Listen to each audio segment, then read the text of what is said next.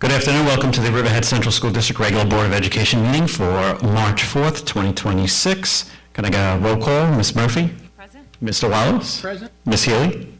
Ms. Redmond? Present. Ms. Freeborn? Present. And Dr. Gonzalez? Present.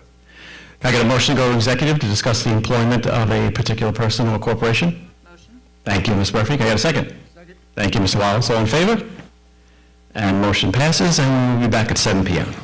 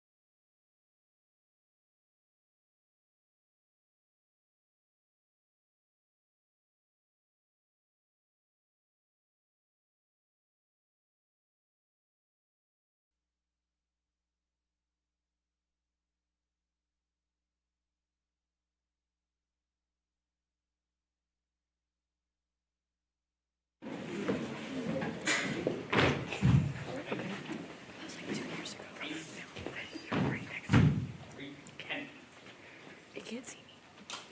Okay.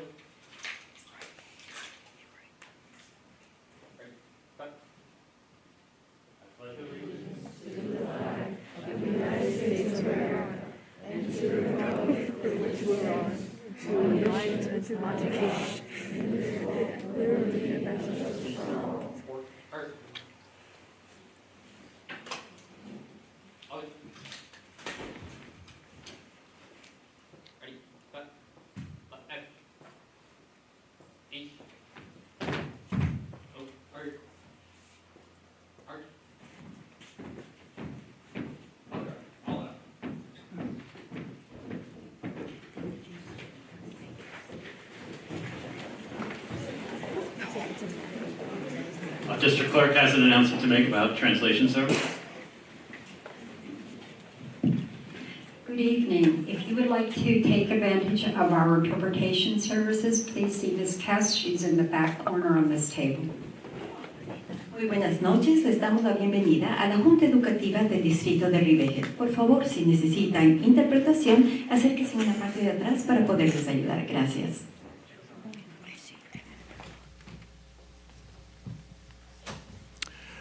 Thank you. Our student representative is not here tonight, so we're going to move on to our superintendent report. Thank you. Good evening, everyone. First, I would like to call up Mr. Miltenberg from Aquabog.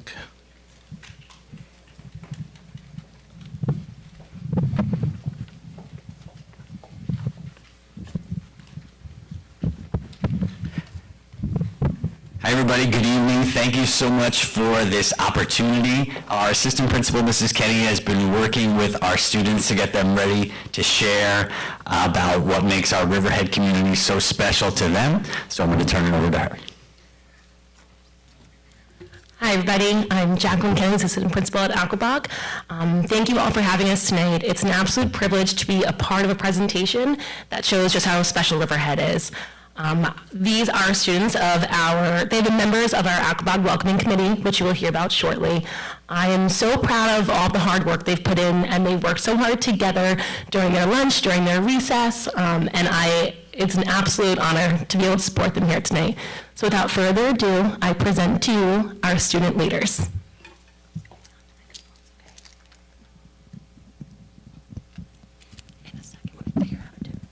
Oh, it is on. Oh, you're on. Okay, go ahead. Good evening. My name is Lila, and I'm in Miss White's 4th grade class at Aquabog. I'm part of the Aquabog Welcoming Community. The Aquabog Welcoming Committee was created by the Compass team to show new students around our school. It's an opportunity for the new students to meet important people in the school and important places like the cafeteria and the main office. Riverhead feels like a family. So Angel couldn't be here tonight, but he wanted to share that he felt Riverhead was a great place to live because you can be yourself and no one will judge you and you have freedom to be yourself. Riverhead has a lot to offer, like local restaurants. His favorite restaurant to go to with his family is La Cascada, and he loves the pupusas to eat there. He said Riverhead feels like a place to be yourself. Hi, my name is Jalen, and I'm in Miss Almonte's 4th grade class at Aquabog. It's important to help new students feel welcome. When I was on the Aquabog Welcoming Committee, I got to know the new students. Blake and I were friendly and helpful. We also let them know that Riverhead is a safe space to share your feelings.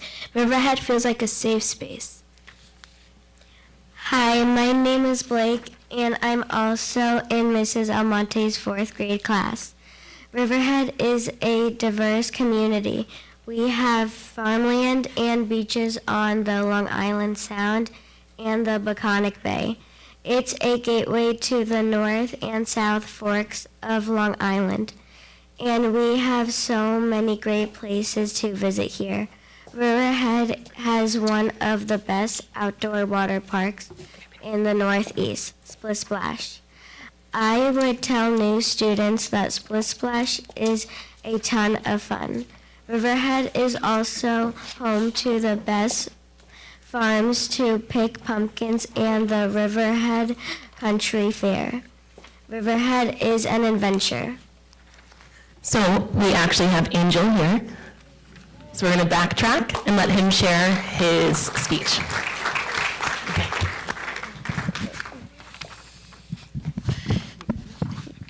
Hi, my name is Angel, and I'm also from Miss White's class, 4th grade class from Riverhead. This is a great place to live because you can be yourself and no one will judge you, and you have freedom to be yourself. Riverhead has a lot to offer, like local restaurants, and my favorite restaurant to go with is La Cascada. I love to eat there. Riverhead feels like a place to be yourself.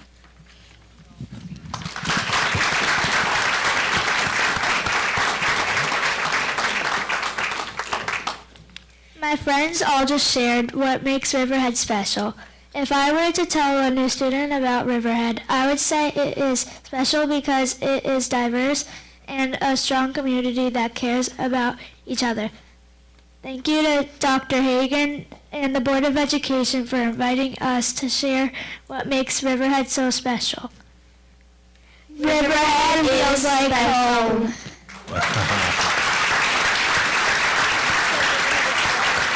Thank you again, everybody. So first and foremost, you did an amazing job. Angel, I know it's like to come in and you did that, and you demonstrated the ability to come in and read off of the list that you already had, and that's just amazing. All four of you, marketing. Know that word, all right? That's what you just did, and it's a tremendous picture that you painted as far as what Riverhead means to you, and you know, what I would say to you is keep on doing the things that you're doing. Keep on reading the way that you do, and reading, I mean, take a look around. See how many people are here? You did that? I'm having trouble talking, and you didn't have any trouble whatsoever. All right, so very, very proud of you. We have some certificates for you, but how about just one more round of applause for our 4 students here. So I'm going to ask you to escort your assistant principal and principal over to the banner over there. We're going to take a quick picture, and I'll hand out some certificates, okay?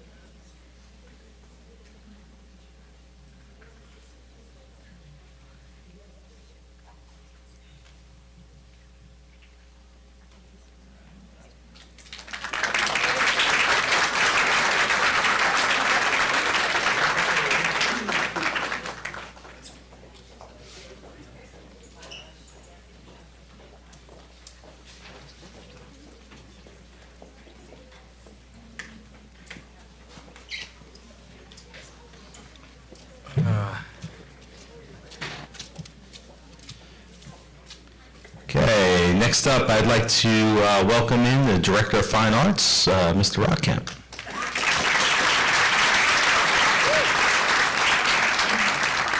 Hello, everybody, and well, happy Music in Our Schools Month. March is Music in Our Schools Month, so this is a great way to celebrate that. First of all, we're incredibly fortunate to have such talented and dedicated students in our music department. The students being honored here this evening were selected for elite county, statewide music ensembles based on their outstanding NISMA score from last year, and along with their teacher recommendations. A lot of the organizations that support this include NISMA, NISCAIM, LISFA, SCMEA, HAMIA. We could do a test on all those later if you'd like. We could test all you guys on.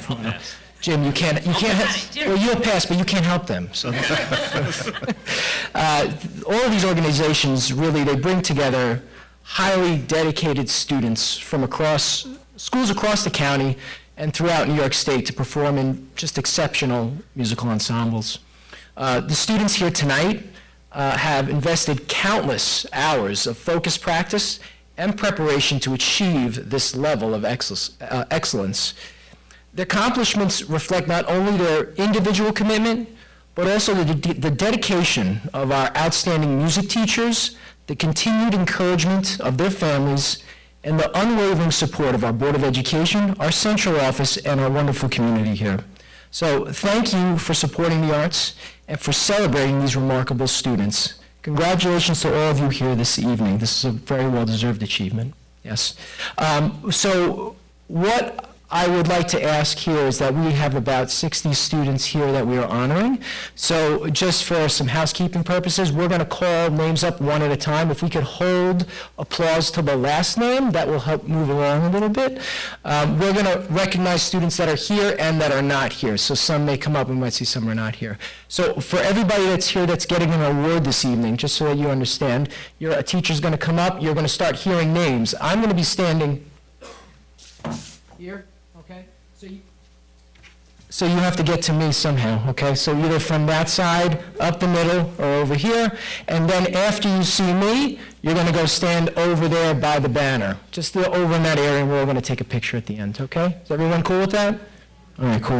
All right, so now I'd like to introduce our Pulaski Street band teacher, Miss Alicia Greenrose.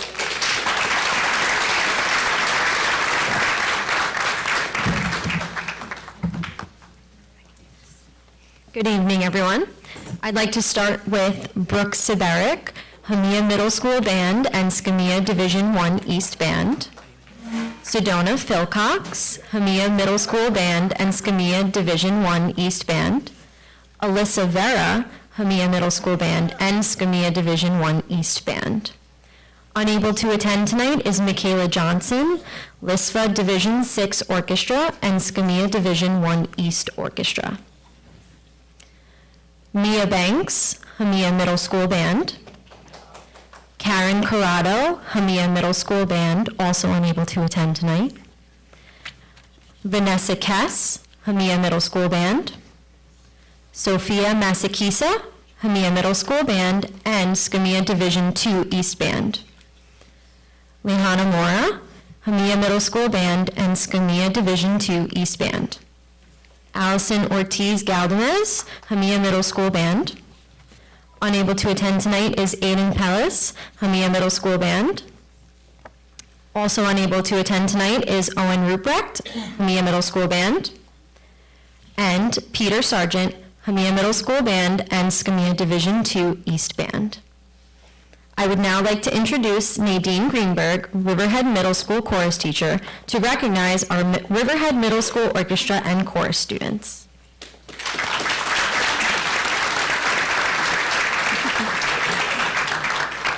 I'd like to recognize Taryn Burns, Hamia Middle School Orchestra, Veronica Chichatki, Hamia Middle School Orchestra, Christina Chicherska, Hamia Middle School Orchestra.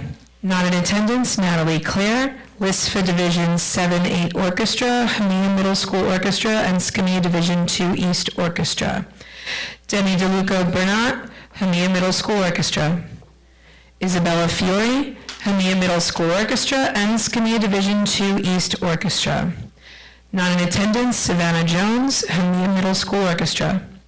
Unable to attend, Elias Lopez Cordova, Hamia Middle School Orchestra. Unable to attend, Allison Magana, Hamia Middle School Orchestra and Skamia Division II East Orchestra. Not able to attend, Sofia Rivera Velasquez, Hamia Middle School Orchestra. Sofia Ruiz Sabin, Hamia Middle School Orchestra. Unable to attend, Justin Salguero Lopez, Hamia Middle School Orchestra. Ariana Ford, Hamia Middle School Chorus. Abigail Hale, Hamia Middle School Chorus and Skamia Division II East Chorus. Unable to attend, Tylin Laird, Hamia Middle School Chorus. Julian Machiels, Skamia Division II East Chorus. Grace Schultheis, Hamia Middle School Chorus. Unable to attend, Aurora Scott, Hamia Middle School Chorus and Skamia Division II East Chorus. And unable to attend, Emerson Spooner, Hamia Middle School Chorus and Division II East Chorus. I would like to now introduce Leandra Wallen, Riverhead High School Chorus teacher, to recognize our Riverhead High School Chorus and orchestra students. Thank you.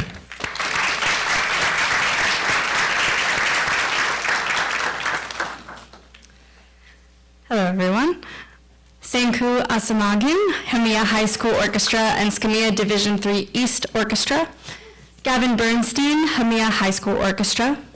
Candice Cadenhead, Hamia High School Orchestra. Evan Carroll, LISFA Division 9-10 Orchestra, Hamia High School Orchestra and Skamia Division III East Orchestra. Madeline Chavez, Hamia High School Orchestra and Skamia Division III East Orchestra. Julia Chicherska, LISFA Division 9-10 Orchestra, Hamia High School Orchestra, and Skamia Division III East Orchestra. Catherine Gutierrez Palacios, Hamia High School Orchestra. Elizabeth Guzman, LISFA Division 11-12 Orchestra. Evan Huber, LISFA Division 11-12 Orchestra and Hamia High School Orchestra. Unable to attend, Eva Lopez Cordova, Hamia High School Orchestra. Daniel Mariquin, Hamia High School Orchestra. Madison Saladino, Hamia High School Orchestra. Elena Schreiber, Hamia High School Orchestra and Jazz Band. Peyton Grace Scudder, LISFA Division 9-10 Orchestra, Hamia High School Orchestra, and Skamia Division 3 East Orchestra. Oliver Skopsky, Hamia High School Orchestra. Sophie Zhang, Hamia High School Orchestra. Benjamin Fair, Hamia High School Chorus and Skamia Division 3 East Chorus. Jarrell Gilliam, Niskayne All-County Mixed Chorus. George Gonzalez Motes, Hamia High School Chorus and Skamia Division 3 East Chorus. Jaziel Maldonado, Hamia High School Chorus and Skamia Division 3 East Chorus. Irene Panagopoulos, Hamia High School Chorus. Olivia Pluchau, Hamia High School Chorus. Unable to attend, Skyly Rankin, Hamia High School Chorus. Galilea San Serna, Hamia High School Chorus.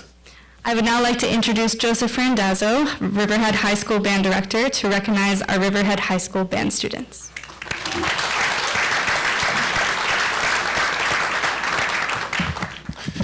Unable to attend, Alexandra Accotelli, Hamia High School Band and Skamia Division 3 Band. Chloe Bear, Skamia Division 3 East Band. Nolan Bruin, Hamia High School Band and Skamia Division 3 East Band.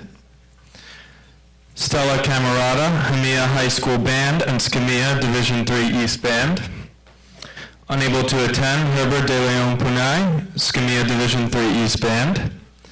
Unable to attend, Hilda España, Hamia High School Concert Band, Hamia High School Jazz Band, and Skamia Division 3 East Band. Unable to attend, Jolie España, Nisbeta High School Honor Band, and Hamia High School Concert Band. Unable to attend, Aiden Foss, Hamia High School Band. Unable to attend, Jackson Foss, Hamia High School Concert Band, Hamia High School Jazz Band, and Skamia Division 3 East Orchestra. Unable to attend, Naomi Sikahau Lopez, Hamia High School Concert Band. Here tonight, Liam Hart, Hamia High School Concert Band and Hamia High School Jazz Band. Riley Kidney, Hamia High School Concert Band and Skamia Division 3 East Orchestra. Haley Lewin, Skamia Division 3 East Band. Jonathan Rangeli, Hamia High School Jazz Band. Madeline Schmidt, Nisbeta High School Honor Band and Hamia High School Band. Unable to attend, Daniel Shelsey, Hamia High School Band and Skamia Division 3 East Band. Christian Seymour, NISMA All-State Symphonic Band, Niskayne All-County Band, and Hamia High School Band. Ashwarya Turner, Hamia High School Concert Band. Unable to attend, Leah Vargas, Skamia Division 3 East Band. Congratulations to all of our music students on their outstanding accomplishments.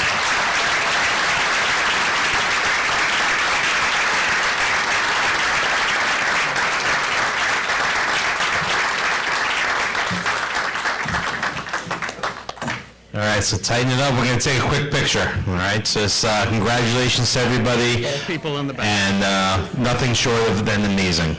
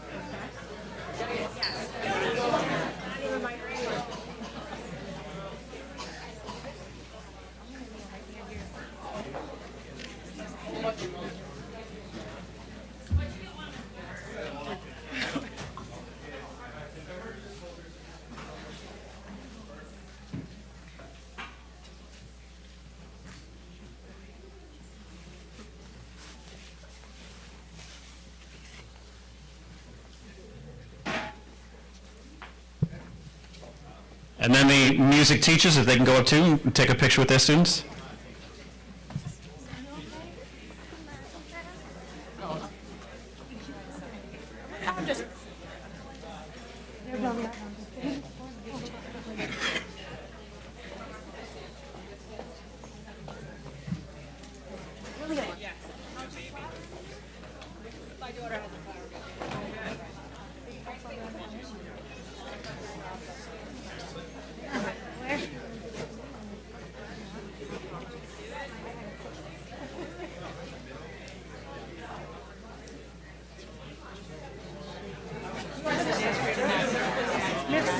like back there.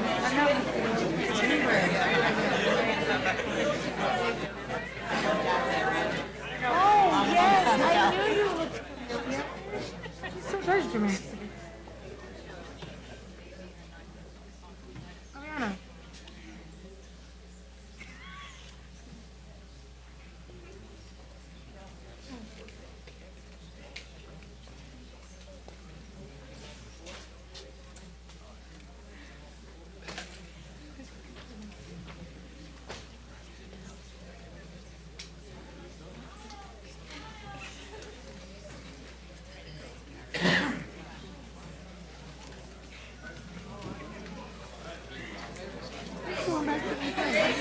Yeah, she's so good. Yeah.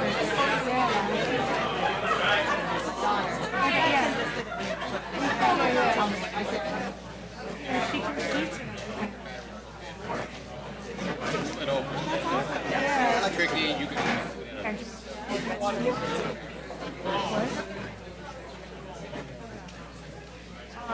yeah.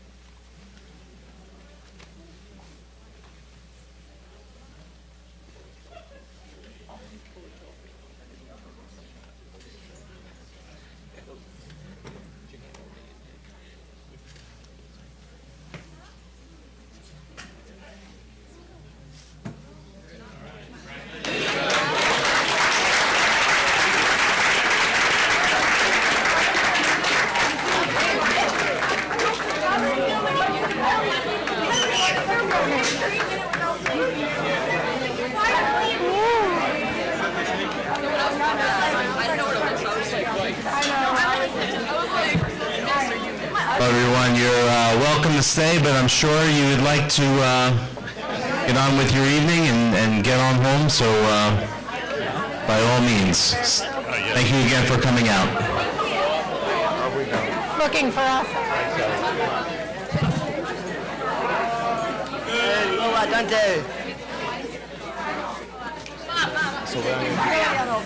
Wait, we need another question. My name is... Not allowed past this line. I will call security. Your face, you're looking at that. It's so funny. I'm only kidding. Don't do it. Don't make me use this. Ain't that wicked? You want to do it from there or up? Yeah, that's fine.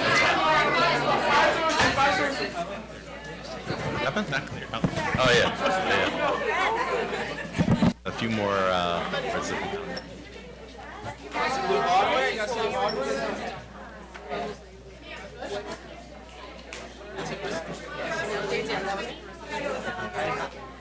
Oh, yeah.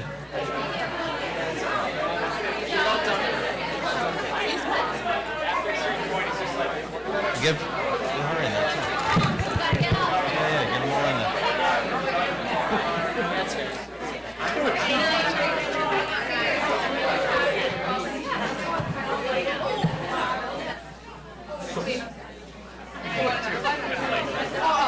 One more, then.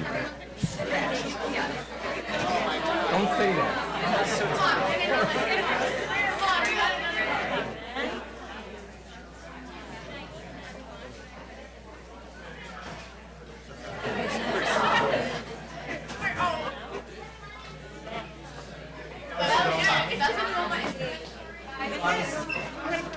Perfect. That was great.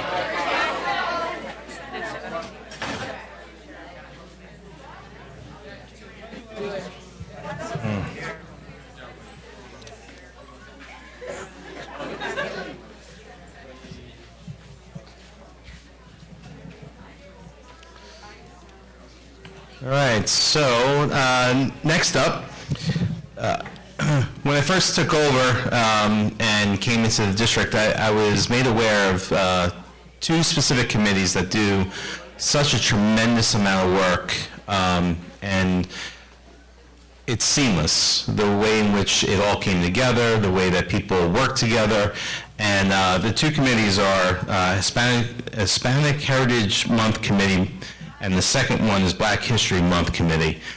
And the events that I attended are just magnificent. And it is without hesitation that I say that the people that are involved in these committees are remarkable. They just ask for a little bit of time to get together.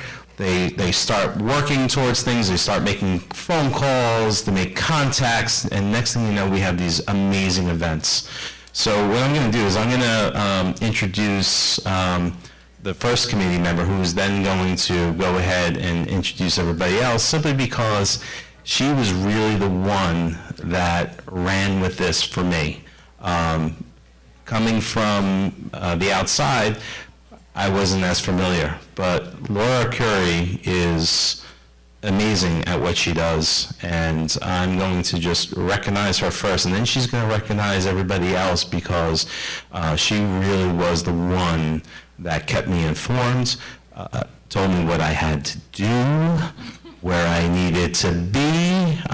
So yeah, she was telling me how to do my job, which is, and I listened. That's what I can tell you. I'm good at doing that. So first member, Laura, it's in your hands.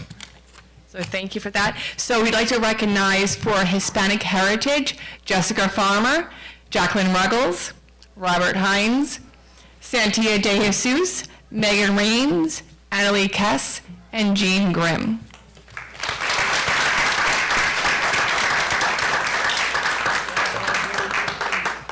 For our Black History Month committee members, Jessica Farmer, Jean Grimm, Santia De Jesus, and Annalie Kess. So you're not without getting a picture as well, so you know where to go. We'll meet you over there.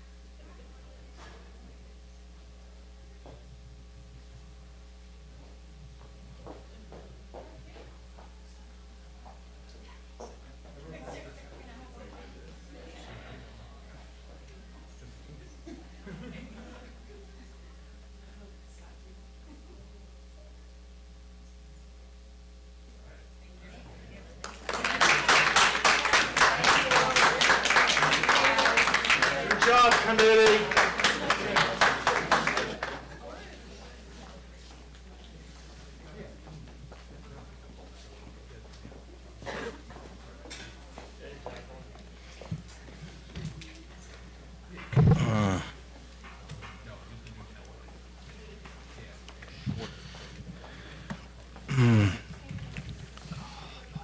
So next up will be Dr. Cardizano is going to start the first of the budget presentations. You know, anytime that somebody hands you a book that looks like this,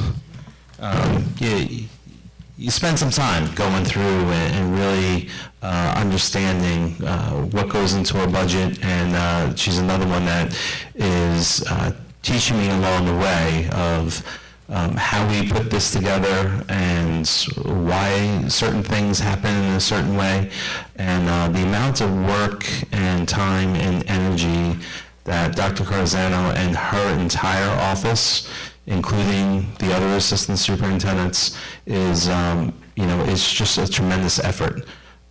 Because it is so important how we conduct school and make sure that we have the proper funding to make sure that we can take care of all of our students. So with that, I'm going to hand it over to Dr. Carzano, and thank you to the entire team for all their hard work. Well, thank you very much, Dr. Hagan. Welcome to the first of 3 planned budget discussions. I want to also express my thanks to the Board of Education and the community for your trust and support in allowing me to be part of managing your district finances. Tonight, we're here to begin the discussions regarding the superintendent's proposed budget for 2026-27. We have several meetings scheduled, so this is our meeting and discussion calendar. We're going to begin tonight with me providing you with an audit update, with an update on our construction projects, because those are the 2 subjects that I last spoke with you about, and I just want to give you a recap on that. And then a review on our revenue plan and an overview for our expenditure plan. We're meeting again on March 17th, where we'll go into more detail about the expenditure plan. Our budget adoption is scheduled for the board on April 1st, where they will adopt the budget as well as the property tax report card. Our budget hearing is on May 6th, and our budget vote is on May 19th, which is the same night throughout the entire state. I will continue to say every month to remind our community that we vote at the high school. We started that last year, and the decision we appreciate from the board, that was done really for safety and security reasons, but also for efficiencies from going from 4 polling places to 1. So we will continue that this year. The last time I presented to you, it was regarding the status of our audit. So I want to just pick up the conversation there and share with the community that our fiscal year 2025 audit was completed and filed on time, which is a very big deal for us to show, again, the community and the financial community that we are back on track, and we have been since 2023. With reference to federal year 25, the federal single audit, that was just completed and filed on time. We filed it in February. It was due March 1st. The controller's audit is completed and filed. I am very happy with the results. I spoke to you about that last time, I think in January, and I'm very happy to have that behind us. The education stabilization audit, we are still in the process of completing that audit. The state and the feds have come back for a 3rd time asking for documentation, and the majority of that audit is with reference to our COVID grants, which we know we're pretty much in depth, so we're on track with that, but our plan is to be done with that by the end of March.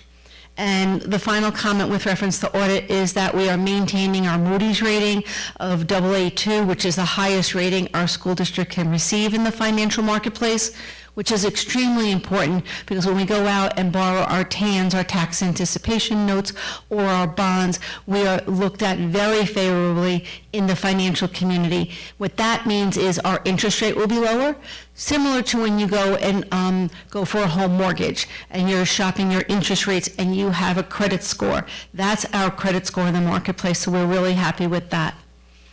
My other favorite topic is construction. We are very appreciative of the board and the community approving 3 major projects that we are moving forward with. They will all kick off now for the construction itself to begin in the summer. The first one at Riley Avenue Elementary School is the kitchen renovation. That's about $1.2 million. And that is being funded from our Cafeteria Capital Reserve Fund, which means there's no taxpayer money being spent on that kitchen improvement of $1.2 million. The same goes for Phillips Avenue Elementary School. That kitchen renovation project is about $1.7 million, again, being funded by cafeteria reserves with no impact to the taxpayer. And the third project is the energy performance contract. We've spoken about that several times over the past 18 months. That work is going to start over the April break, actually, and that is our solar projects, a couple of boilers, electrical work, lighting, weatherization, insulation, controller projects. That's $27.5 million that's being funded by energy savings. So that also is work that's being done with no impact to the tax rate. So we're kicking off over $30 million worth of work to improve our buildings and to bring them back up to our standards in order to support the educational programs for our students. So that's where we are in construction. I will continue to give the board updates throughout the summer as you drive by your schools and you see massive trucks every place trying to get those projects done. But we're here tonight to talk about the 26-27 budget. Where we start with budget, you've heard me say it before, we start with revenues. And where we start with revenues is we start with the tax cap. And the direction from the board that was given to me when I first started our conversations back in October and November was we are not piercing the cap. So that was my starting point in doing the calculations. There really was no discussion on it. I said, what if and how, and you said no. So we are going to operate within our tax cap, which you know is something I also very much believe in.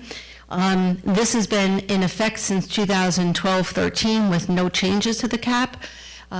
If there is the misnomer that the tax cap is 2%, we've talked about it a lot, that it's actually a calculation that every school district has to go through, and so that's why everybody's tax cap is just a little bit different.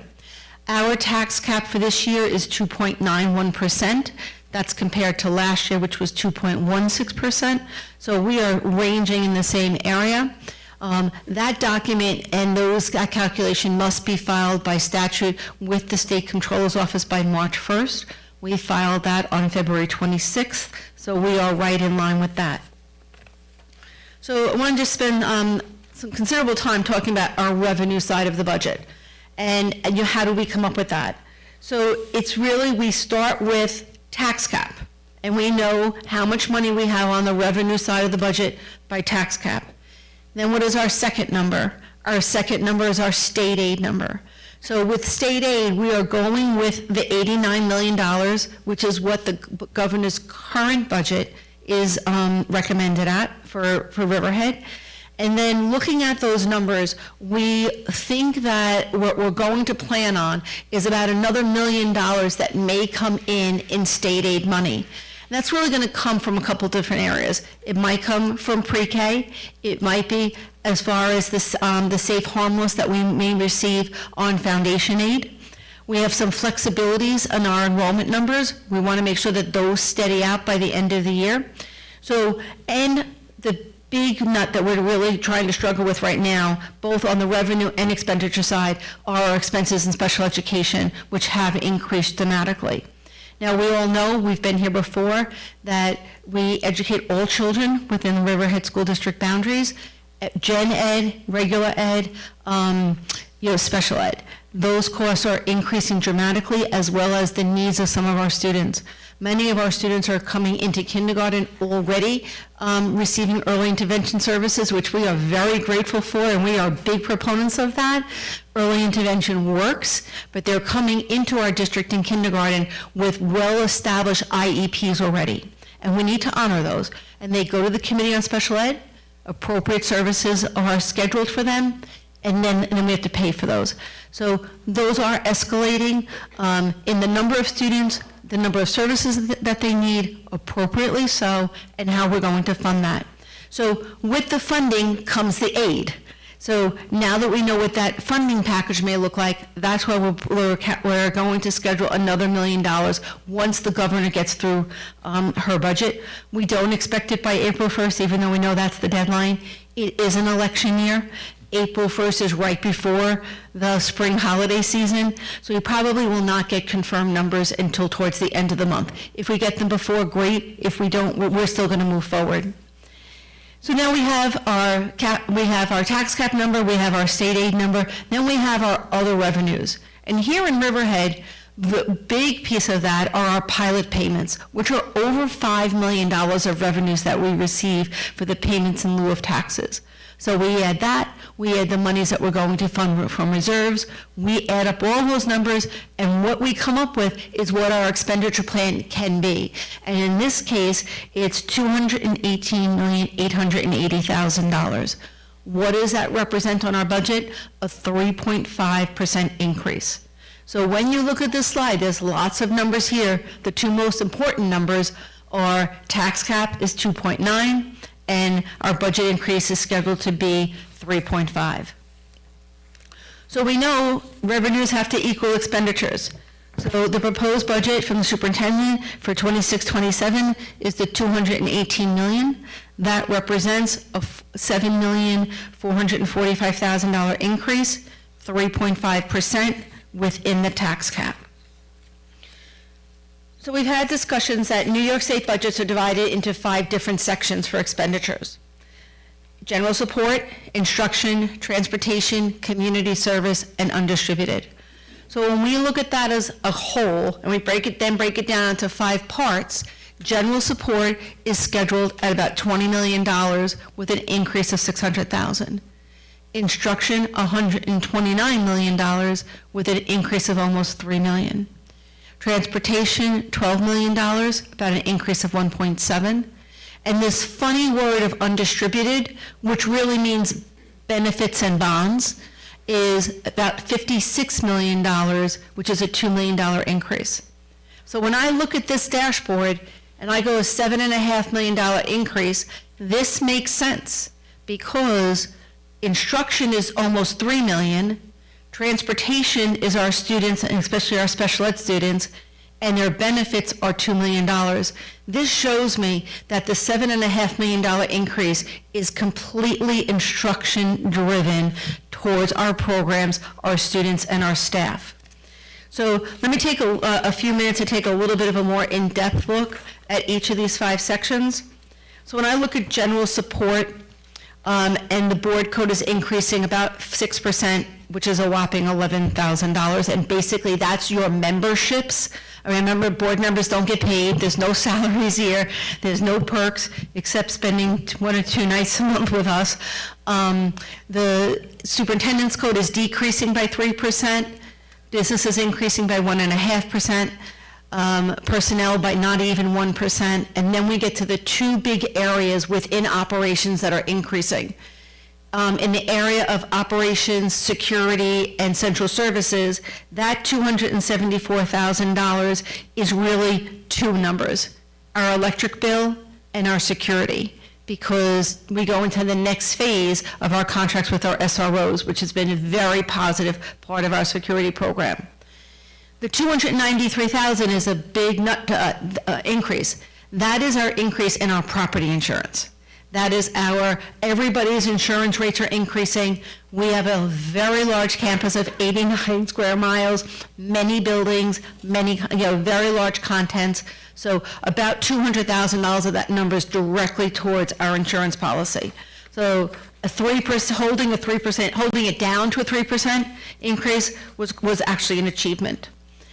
When we look at our instruction program, that's where we expect the bulk of the money to be and the bulk of our increases. And there's 2 numbers that I'll point you to. The first one, which is general education, which is increasing by $882,000. That makes sense. Those are our instructional programs.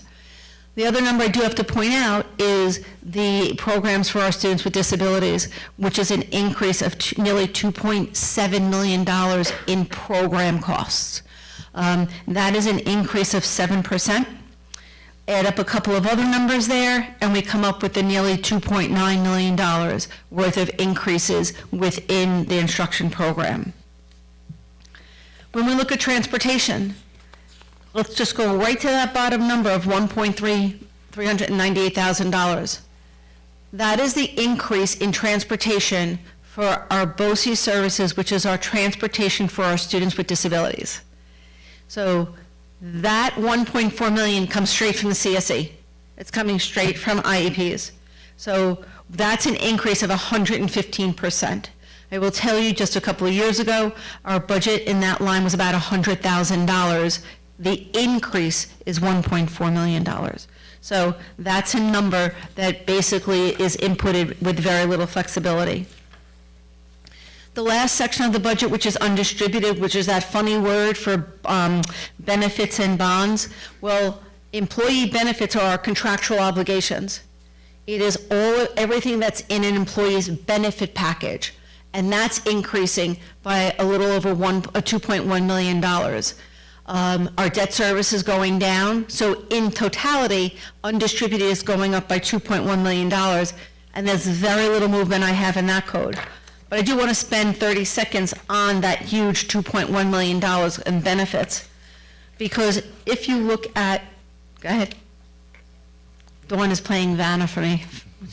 You're doing marvelous, Dawn, okay? The pressure.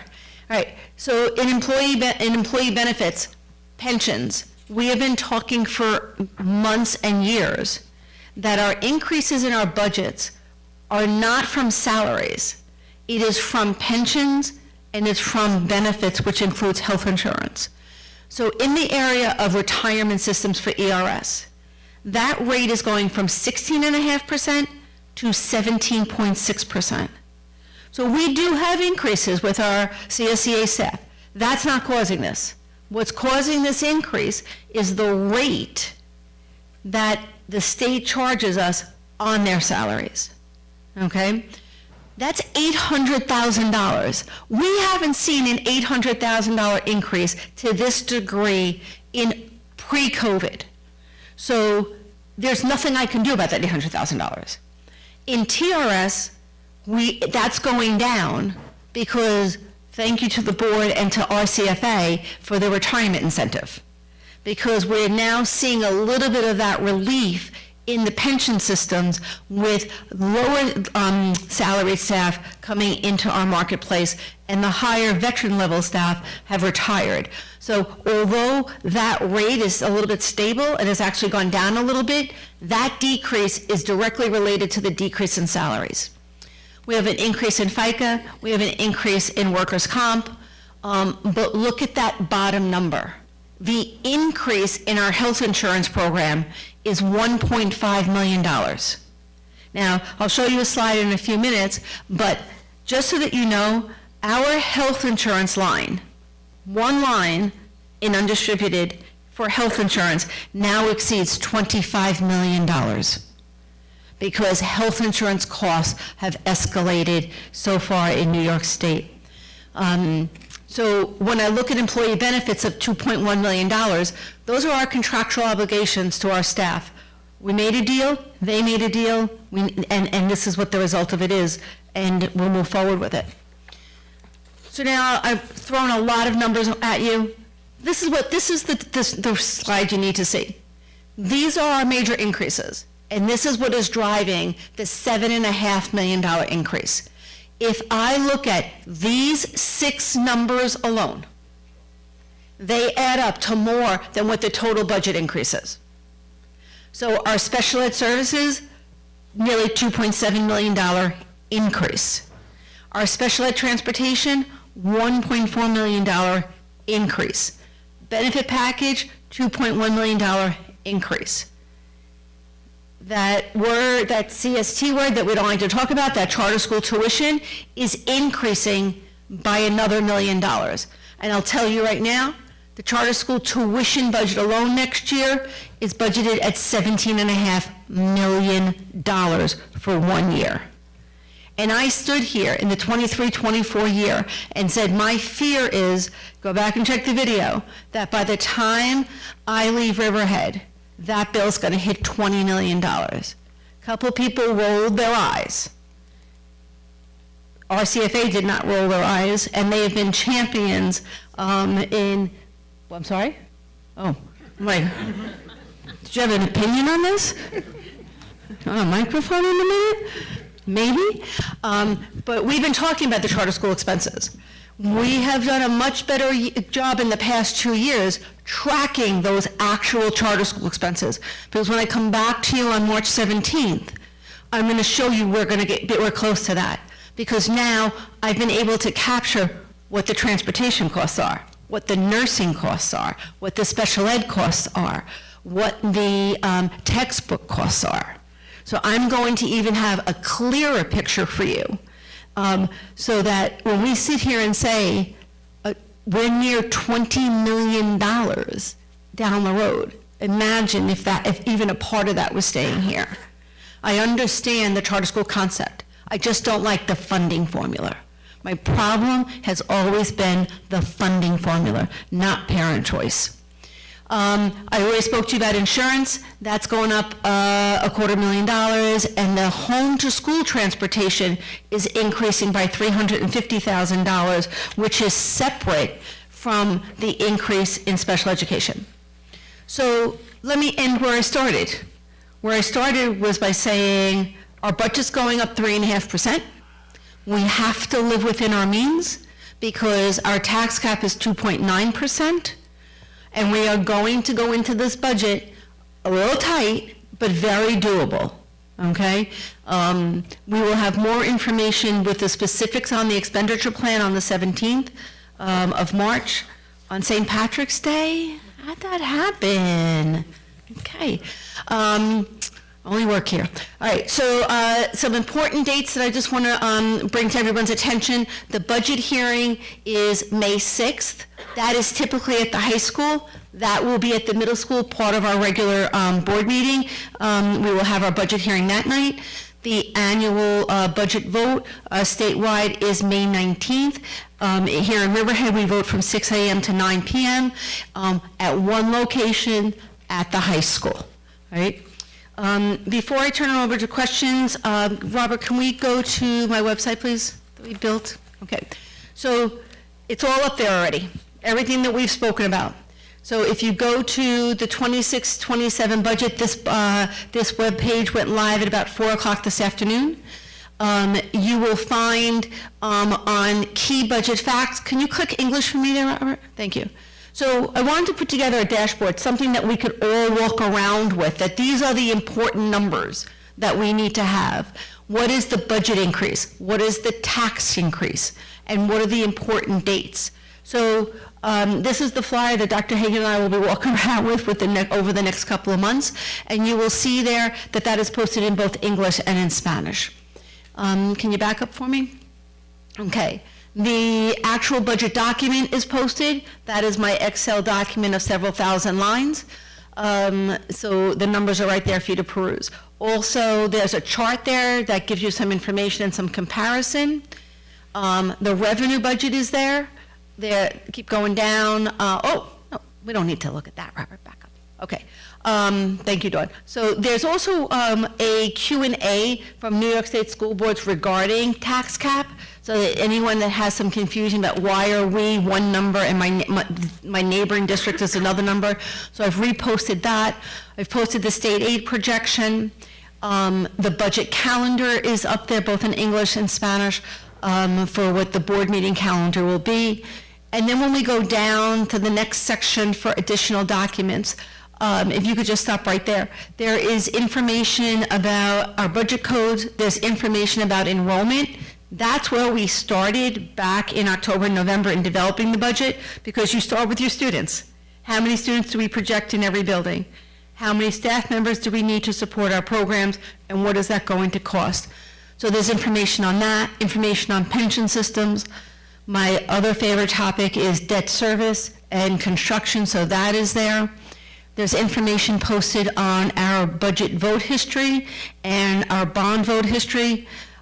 There's information on the acronym list so that you can understand the language that we speak in, and also unfunded mandates, a list of mandates that in my career have come my way that we have to, programs that we need to put in place but are not funded by the state, although they're mandated by the state and they end up being funded by taxpayers. There's also any documents that I anticipate posting within the next 6 weeks are there right now with the anticipated date that information will be posted between now and budget vote day. As more information becomes available, it will be posted, as well as information that comes from Q&A, or can you put together a charter school analysis or something else? We do that and we post that up there for, provided to the board and posted for the public. So that, I think, is a lot of information in one night. I appreciate your time. Does the board have any questions that of either the budget document? I know that I've answered a great number of your questions over the past couple of months in the direction we're going. but any questions or concerns? Thank you very much. Okay, you're welcome. Any questions except for anybody except in the back row in a blue shirt? Wants to crash my party? Oh. Okay, thank you very much for your time.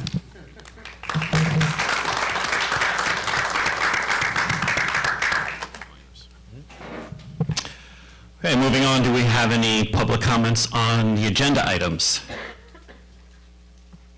Do we have any online comments about the agenda items? No? Okay, seeing no comments, can I get a motion to accept the consent agenda? Thank you, Mr. Wallace. Can I get a second? Second. Thank you, Ms. Redmond. Any questions, comments? All in favor? And the motion passes. Moving on to new business. Letter A, a call for the annual district meeting, which will be held on May 19th of this year. And that is the Riverhead Central School District and Board of Education's annual budget vote and the election for school board members. It will be held on May 19th between the hours of 6 a.m. and 9 p.m.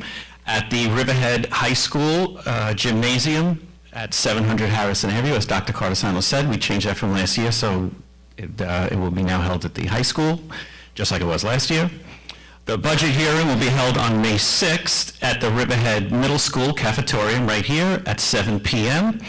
And all qualified voters who wish to register to vote for the budget would take place at the office of the district clerk at 814 Harrison Avenue between the hours of 8:15 and 4 p.m. Monday through Friday up to and including May 12th. So if you're not already registered, if you want to get registered, you have up till May 12th to do that. And the district clerk and the school district attorneys will prepare the legal notices for the annual budget vote and the election of school board members. Can I get a motion to accept? Motion. Thank you, Ms. Murphy. Can I get a second? Thank you, Ms. Healy. Questions, comments? All in favor? And the motion passes. Moving on to letter B. This is a proposed NYSBA resolution of annual operating expense formula. So just so everyone knows what NYSBA is, it stands for New York State School Boards Association. And what they do is they advocate for school boards across New York State. They can advocate for the state. They can advocate to the federal government for any educational issues. They will take up proposed resolutions that any school board votes on and passes.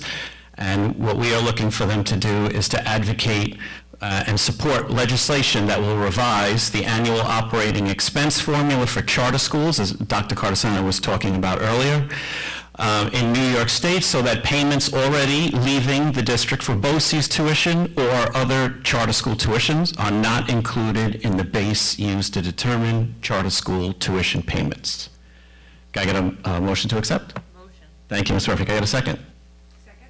Thank you, Ms. Freeborn. Any questions or comments? No? Okay. All in favor? And the motion passes. Letter C is going to be another proposed resolution that we would like to send to NYSBA. It's about charter school trustee residency and accountability. So we are asking for NYSBA to support legislation that will require charter school trustees to reside in New York State with at least 1/3 of the trustees living or working in the region served by the charter school, and that requires charter school administrators to reside in New York State and be held to the same financial and ethical standards as their counterparts in New York State public schools. Can I get a motion to accept? Motion. Thank you, Ms. Freeborn. Can I get a second?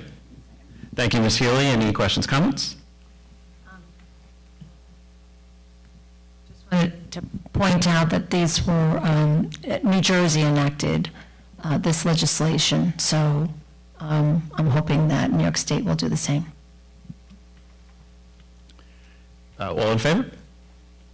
And the motion passes.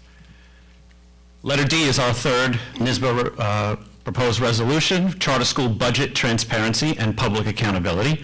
So we're asking NYSBA to support legislation that requires charter schools to post annual budgets on their website, hold scheduled public hearings to discuss such budgets, disclose the salaries and benefits of the chief operating officer and other administrators, and ensure that charter school budgets and expenditures are subject to the same auditing procedures and transparency requirements as public schools in New York State. Can I get a motion to accept? Motion. Thank you, Ms. Murphy. Can I get a second? Second. Thank you, Dr. Gonzalez. Questions, comments? No, I was just going to say again, New Jersey passed this legislation, so we're hoping New York State will follow. I would just like to reiterate what Dr. Carazano said before. The charter school tuition comes directly from the school budget.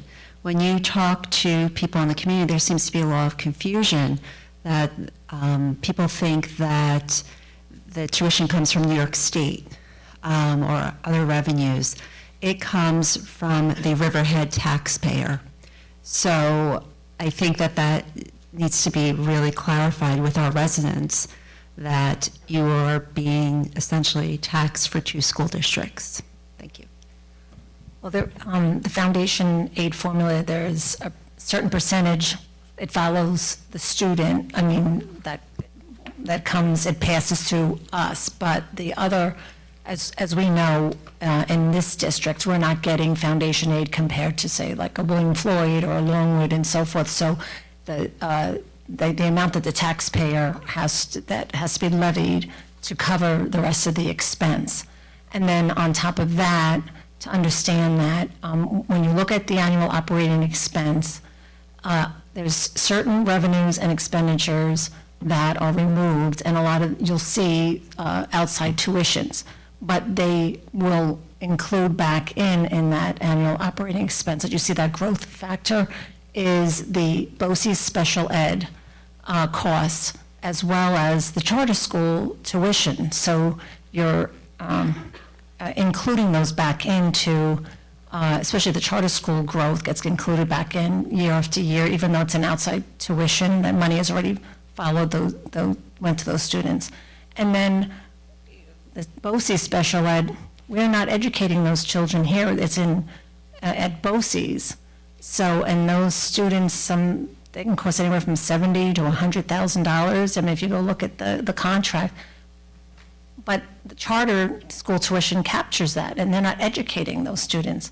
They're not even educating 811s, 1211s. I mean, and so they're already capturing those costs of a typical school district. So I hope in some way that the state, just like how New Jersey took a look after 25 years of the charter school working, again, in tandem even with the charter schools, again, I hope New York State will take a look and maybe address some of this, because it really affects the poor school districts and the ones that house charters within their districts. And as Ms. Healy said, part of it is the formula that is used. A lot of people here, when they talk about the money follows the child, it makes people believe that, well, if it costs X amount of dollars to educate Timmy or Susie, that exact amount follows them if the parents choose to send their child to the charter school, and that's not exactly the way it works. By adding in those BOCES costs to the formula, where the charter school is not sending those students to BOCES for 1211 or smaller class sizes that have, as Ms. Healy said, very expensive, it costs a lot of money to educate those children, but the formula captures that money into the amount of money that the charter school receives, despite the fact that they are not sending any of those students to BOCES. So we are just hoping that New York State will fix the formula, is really what we're asking, to make it fair. All in favor? And the motion passes.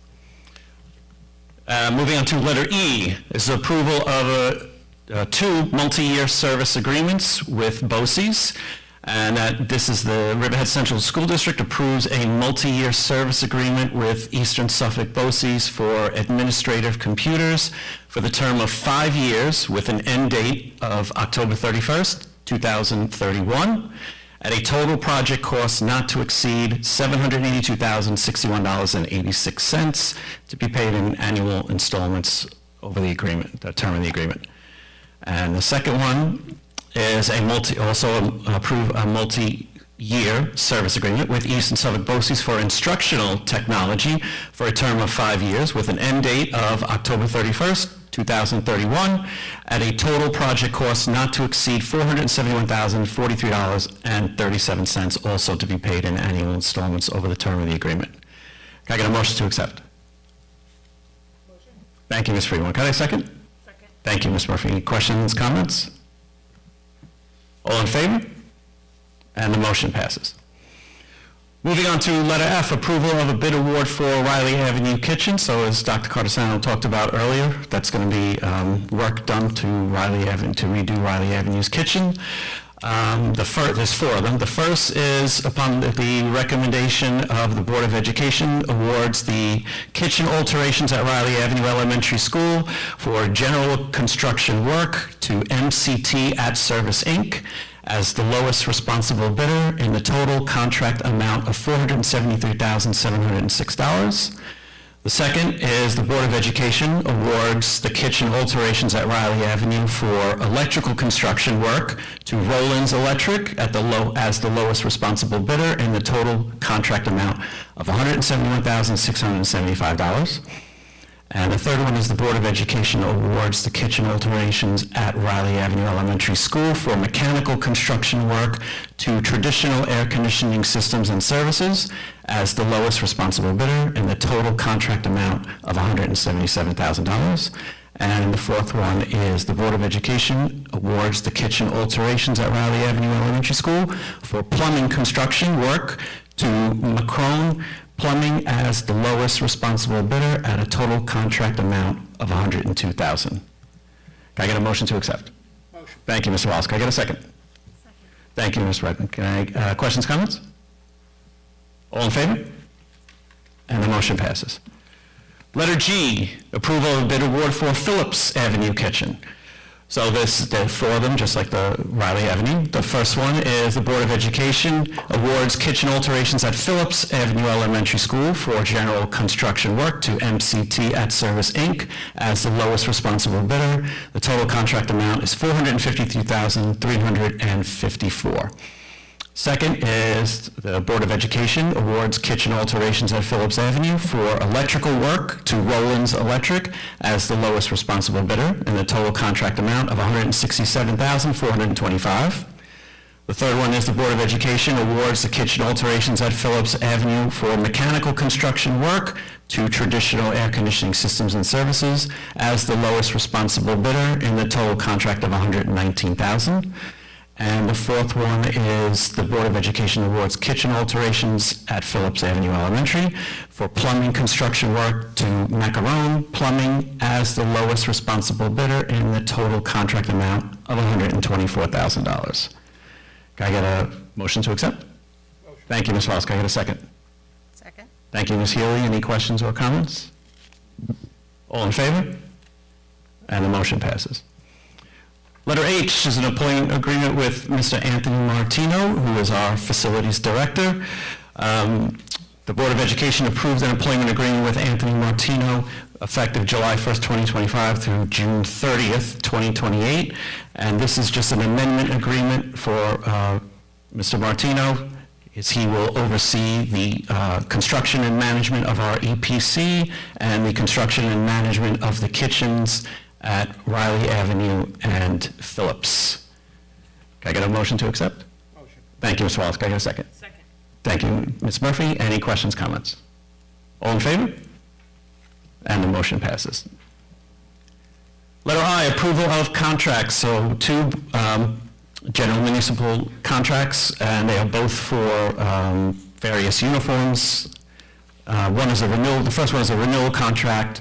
All the companies are listed there, and the second is for a new contract. Can I get a motion to accept? Motion. Thank you, Ms. Freeman. Can I get a second? Thank you, Dr. Gonzalez. Questions, comments? All in favor? And the motion passes. Letter J, amendment to the contract to award to provide services to a student. So back in May 14, 2024, the Board of Education and the Riverhead Central School District awarded a contract for educational behavioral services to Kids Educational Services. They provide one-on-one student support services to a student in Riverhead. However, a 2-to-1 student support may be required as per the IEP. Can I get a motion to accept? Motion. Thank you, Ms. Murphy. Can I get a second? Thank you, Dr. Gonzalez. Questions, comments? All in favor? And the motion passes. Letter K, approval of first reading of new and revised board policies. We have 7 of them. The first one is 1120-E, application for public access to records, or FOIL. The next one is 1131. This is a new policy, social media commenting policy. The third is 1230, public comment at a board meeting. The next one, 8121.2. This is a new one, automated external defibrillators. The next one is 8130, school safety plans and teams. The next one is 8505, charging school meals. And the last one, 8520, free and reduced price food service. Can I get a motion to accept the first reading? Motion. Thank you, Ms. Murphy. Can I get a second? Thank you, Dr. Gonzalez. Any questions, comments? No, but I think the policy committee going back and especially looking at the public comment and just including some more, I know we had a discussion, so, just thinking about who we might have been not including if we just only had district residents. So I'm glad that you went back and, worked on it and, that we can vote on it tonight to accept the first reading. All in favor? And the motion passes. Letter L, approval of field trips. So we have 2 field trips. The first one is a field trip for approximately 35 students in the NJROTC to attend the Sterling High School Drill Competition on Saturday, March 7, 2026 in Somerdale, New Jersey at an approximate cost of the district of $900. And the second one, I'm going to just tell you when I'm from, I'm going to butcher this, but this is for Riverhead Central School District, approve a field trip for approximately 35 students in NJROT to attend the Rancocas Valley Regional High School Drill Competition on Saturday, March 21st, 2026 in Mount Holly, New Jersey at an approximate cost of the district of $930. Can I get a motion to accept? Motion. Can I get a second? Thank you, Ms. Murray. Questions, comments? Good luck. Yes. Next year, pick a different place than Rancocas, so I don't have to say that again. All in favor? And the motion passes. Letter H, M, sorry. I think I need new glasses, maybe. M, yes. It looked like an H without my glasses. This is a donation for rubber Be the Light bracelets that were donated by Revco Lighting and Electric Supply for PS I Love You Day at an approximate value of the donation of $300. Can I get a motion to accept? Motion. Thank you, Ms. Murphy. A second? Second. Thank you, Ms. Freeborn. Questions, comments? Thank you, yes, for the donation. All in favor? And the motion passes. Do we have any board member committees? We do, we have policy, yes. The Policy Committee met on February 12, 2026 with board members Erica Murphy, Kelly Freeborn, Julio Gonzalez, along with the Interim Assistant Superintendent Vincent Liliari, Superintendent Robert Hagan, and District Clerk Dawn Buzahowski. In attendance, the committee reviewed several municipal policy updates in the 8000 series. A new policy regarding automated external defibrillators will be adopted, along with supporting regulation outlining training and oversight procedures. The updates to the school safety plans and teams policy were also accepted to align with the recent state law changes, including references to sudden cardiac arrest protocols and updated drill requirements. Revised policies addressing charging for meals and free and reduced price food services were reviewed and will be advanced for board consideration as they reflect current education law requirements. The committee identified the district's eligibility for co-curricular and extracurricular activity policies has not been updated since 2014. Given the complexity impact on the students, and the stakeholder committee, including administrators and coaches, will be convened to review and recommend updates aligned with the current district priorities. In community relations, the committee approved the update to the formal application form to reflect the electronic records may be provided at no cost. The committee also continued the discussion of the public comment at board meeting policy. Members agreed to draft revised language clarifying eligibility to speak, limiting speakers to district residents, district employees, and owners of businesses located within district boundaries. The draft will also provide that other individuals may speak only at the authorization by majority vote of the board. Additionally, the proposed revisions will clarify that each eligible speaker may address the board once per meeting during the designated public comment period, with one additional follow-up opportunity permitted only after all the other speakers have had an opportunity to speak. The revisions are intended to promote orderly meetings, ensure equitable participation, and maintain decorum. Finally, the committee discussed the development of a brief social media policy number 113, clarifying that the district social media platforms are informational in nature and will not serve as a public forum. Comments will be disabled on all social media platforms. The meeting concluded with plans to reconvene prior to the spring recess to address additional pending policy updates. Thank you. We have wellness?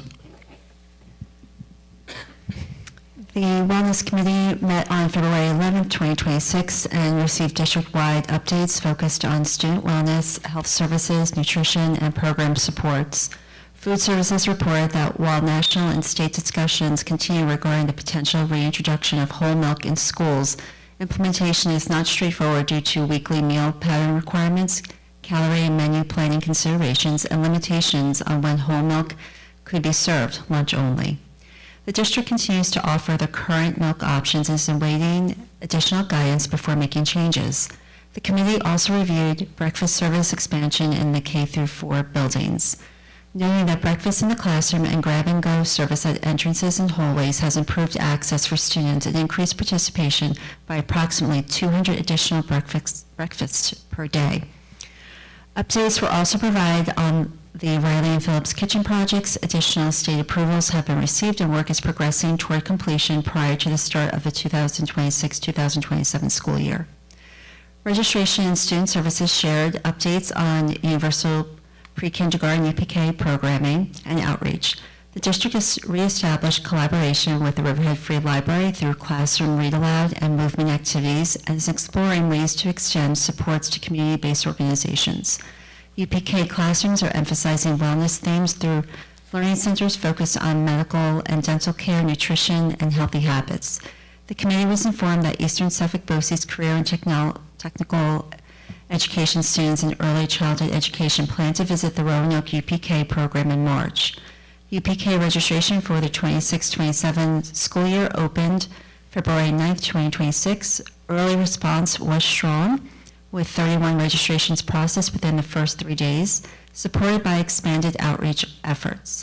The committee also reviewed the district's use of Title I funds to provide essential hygiene items, clothing supports, and related assistance to families during the school year in coordination with the social workers.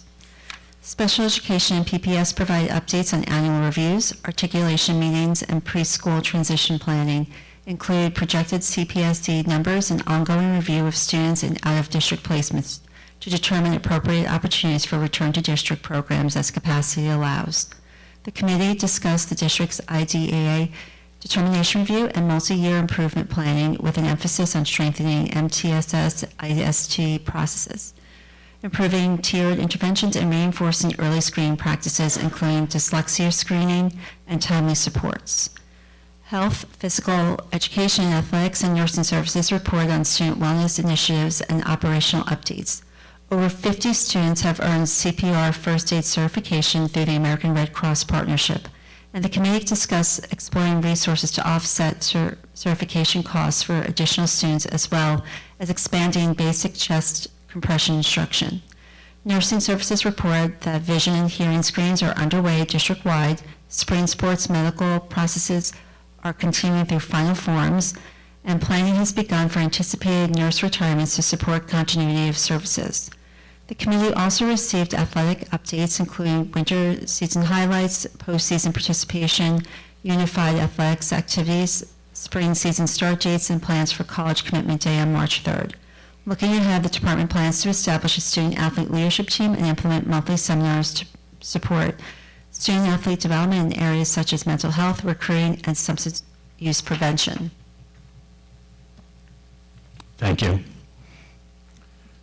Board member remarks? I guess, Oh, I have one. Yeah, I had the pleasure of attending the signing day put on by our athletic director yesterday, Melissa Edwards, and it was an amazing event that celebrated both the athlete and their families. So it was very exciting to celebrate with them. I'd also like to, oh, go ahead, I'm sorry. Go. Okay, we're so. I talk enough. We're so polite. Okay. I just wanted to acknowledge the incredible support and participation of staff and students in PS I Love You Day, district-wide. It was an amazing event. Everywhere you went in the district, people were wearing purple, celebrating kindness, respect, and support for one another. It was just incredible to see, and how involved our staff is, and how the students have really embraced the concept and make this such an important event each year. I just want to give a shout out to our staff facilities. We had that wicked snowstorm, which kept us home for 2 days and 2 hours. And they had to work really hard to just clear the whole place. So thank you. And the bus drivers too, because that was a scary ride Wednesday. And everyone got to school safely and you brought them home safely. So thank you. Yeah, that was going to be my remark too. I want to just thank our buildings and grounds. They did a remarkable job, as it feels like this winter we've entered a new ice age. By the time I finally was able to burrow myself out of the driveway and I drove the first school, because I lived close to it, was Aquabog, and they just did an amazing job. I could not believe how they got it cleared. And you have to remember, these people have to clear out their own driveway so they can leave their house and then come to our schools and make them ready and safe for the students. And the transportation people. I can't not imagine driving a school bus on that Wednesday in that weather, but they did an amazing job. Everyone got here safe, and the buildings were all ready, so thank you to the buildings, grounds, and transportation. Do we have any RCFA comments?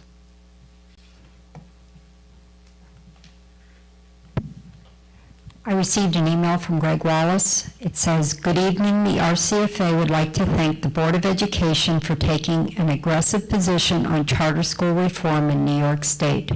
The 3 resolutions you have passed tonight send a clear message that our tax base and students are being injured by the current funding mechanisms of charter schools in New York State. Thank you, Gregory Wallace." Thank you. Do we have any comments from Rob? No comments from Rob? Okay. Do we have any public comments? Are there any online public comments? There are none. Okay. Seeing no comments, can I get a motion to adjourn? Thank you, Mr. Wallace. Can I get a second? Thank you, Ms. Murphy. All in favor? And the motion passes. Thank you.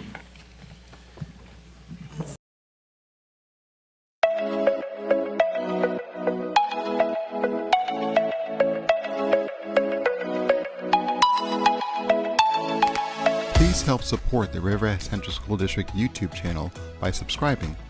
If you are not already subscribed to this channel, please be sure to push that subscribe button and click the bell to receive notifications. Thank you.